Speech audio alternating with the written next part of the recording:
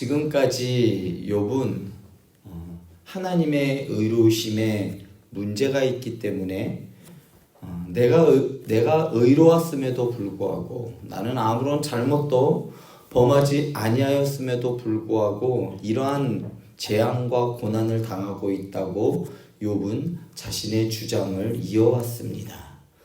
이에 하나님께서는 어제까지 살펴본 말씀에서 너는 아느냐? 라는 이러한 질문들을 통해서 하나님의 의로움이 인간의 이러한 이해의 범주를 벗어난 것임을 하나님께서는 말씀해 주셨습니다. 너희가 이런 걸 알겠느냐? 너가 이걸 알겠느냐? 자연의 이치와 동물들의 그러한 세세한 것들을 너가 아느냐? 네가 알지 못하는 그러한 것까지도 나는 알고 있고 너가 생각하는 그 하나님보다 더 큰 하나님이기 때문에 너는 이해할 수 없어. 이렇게 하나님께서는 말씀하신 겁니다. 그러면서 하나님께서는 하나님의 말씀에 대한 욥의 답변을 요구하셨습니다. 1절 말씀에 보면요, 이렇게 말씀이 시작됩니다. 여호와께서 또 욥에게 일러 말씀하시되 라고 시작하면서 하나님께서는 욥에 대하여 두 가지 사람으로 이야기를 합니다. 첫 번째로는 욥을 트집을 잡는 자라고 말하고 또한 하나님을 탓하는 자이라고 2절에서 욥에 대하여 말합니다. 욥은 자기가 당한 이러한 재앙이 하나님 때문에 온 것이라고만 생각했지 자기는 그에 대하여 아무런 잘못을 저지르지 않았다라는 이 사실에만 그는 집중을 했습니다.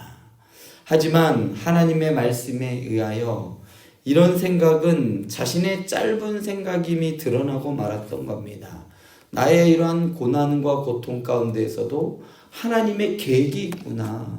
하나님이 다 알고 계시구나.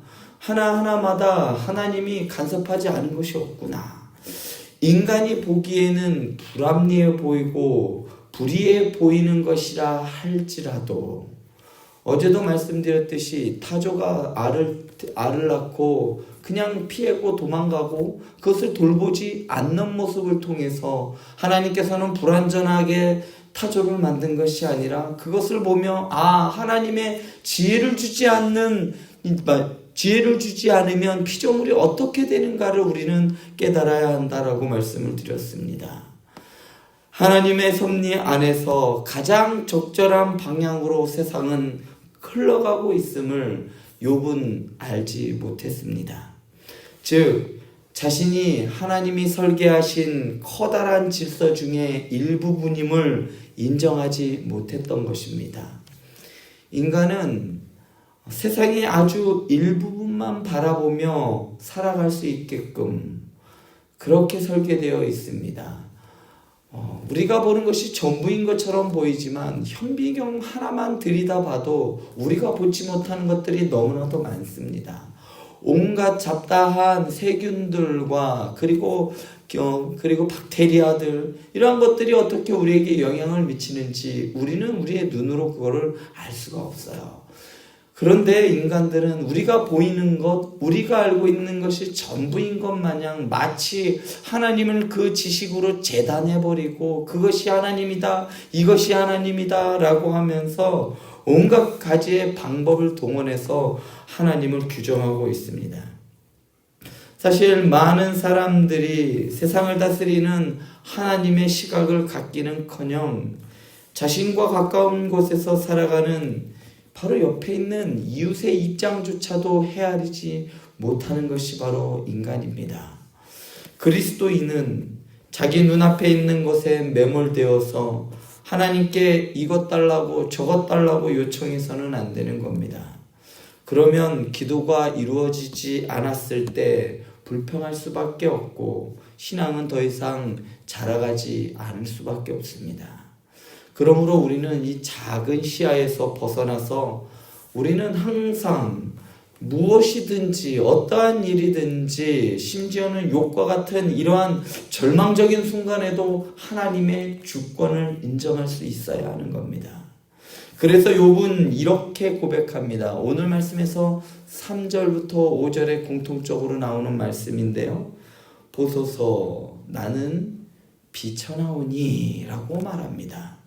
앞에서 욥은 하나님 앞에 나아가 어떻게 하기를 원했을까요? 하나님 앞에 내가 변론하기를 원했습니다. 하나님 도대체 왜 이렇게 하셨습니까? 듣고 계시지요? 하면서 하나님께 자신의 이러한 억울한 사정을 따져 묻길 원했습니다.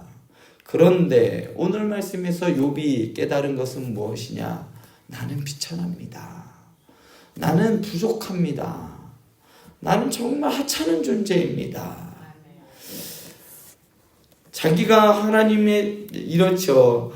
이전에는 하나님과 다투기를 원했지만 또한 자기가 하나님께 말을 하면 하나님이 자신과 다투시지 못하고 오히려 자기의 말을 들어줄 거라고 그는 이전까지 그는 그렇게 생각했고 하나님을 그래서 찾았습니다.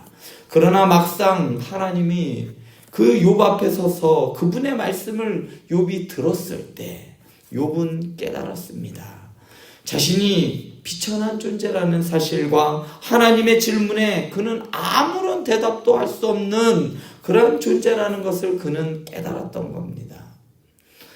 욥은 자신의 손으로 입을 가린다고 했습니다. 그런데 이는 이전에 한 말을 부끄러워한 나머지 내가 너무나도 창피합니다 라는 의미가 내 입을 가린다라는 말이에요. 이미 뱉은 말이라 주워 담을 수는 없고 참 부끄럽습니다 하나님 하면서 자신의 입을 가리는 거죠. 자기가 했던 말이 잘못됐다라는 것을 보여주는 고대의 방식 중에 하나가 자기의 입을 가리는 것이었습니다. 지금까지 새 친구들과의 대화에서 그는 말로는 한 번도 밀린 적이 없었습니다. 그런데 하나님의 질문 앞에서는 짧게만 말하면서 입을 막을 수밖에 없었습니다.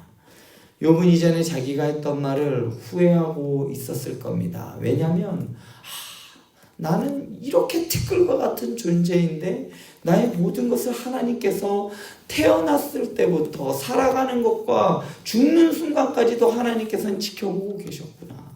그것을 다 하나하나 알고 계셨구나. 그것을 깨닫는 순간 부끄러웠던 것이죠.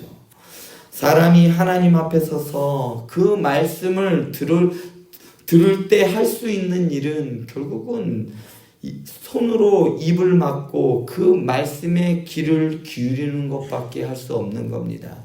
그래서 은혜 받고 예수님을 만난 사람들의 반응도 이러할 수밖에 없어요.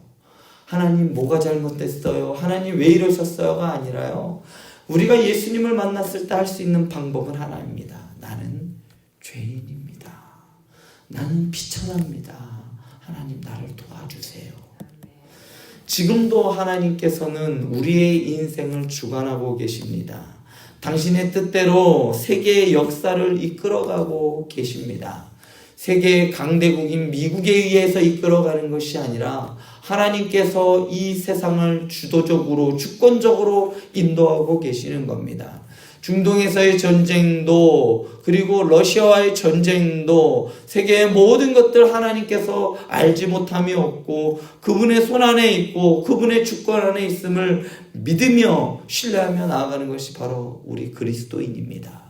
그럴 때에 우리에게 소망이 있습니다. 우리가 선택해야 하는 것은 오직 그러한 하나님을 사랑하고 그의 말씀을 따름으로써 그분의 섭리에 의해 모든 것이 협력하여 선을 이룬다라는 이러한 진리를 믿는 것밖에는 우리가 할 수 있는 것이 없는 겁니다. 자기 아들을 아끼지 않고 우리를 위해 내주신 분이 우리에게 가장 좋은 것을 주신다는 사실을 확신하시기 바랍니다. 자신이 누구보다 하나님을 더 잘 알고 세상의 지혜를 다 가지고 있는 양 열변을 토하던 사람이 하나님 앞에서 할 수 있는 것은 손으로 입을 막을 수밖에 없다는 거예요.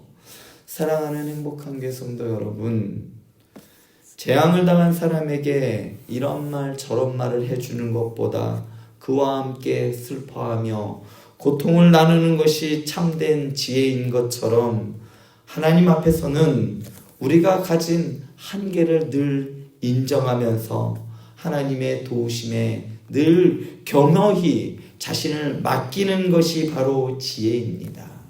하나님, 나의 능력이 없습니다.